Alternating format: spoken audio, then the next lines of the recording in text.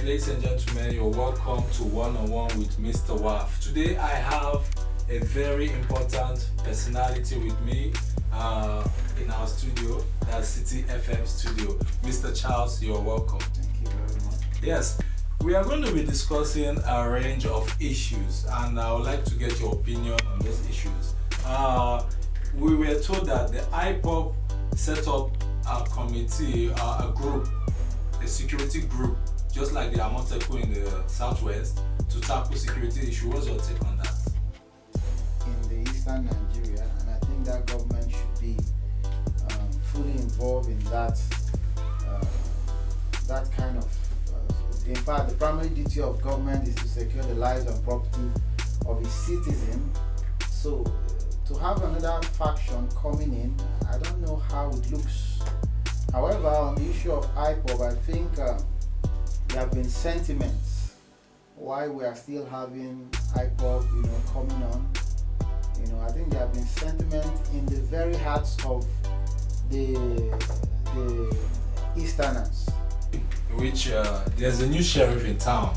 The NDLEA has a new boss. In person of Buba Marwa, a retired military personnel, and he's proposing something very interesting.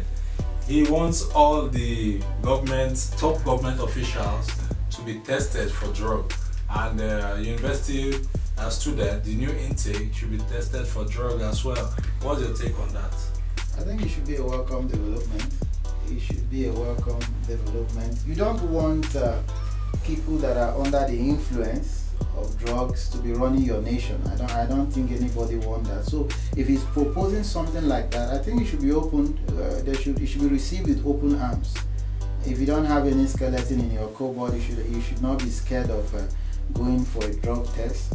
However, looking at it from the student perspective, for me, I think it should even be mandatory, because if we can get it right, from that level, trying to curtail this issue of drug abuse from the student level and undergraduate level, we won't have more come there. I was wondering, what will happen if someone is caught, like you were tested and you test positive for drugs?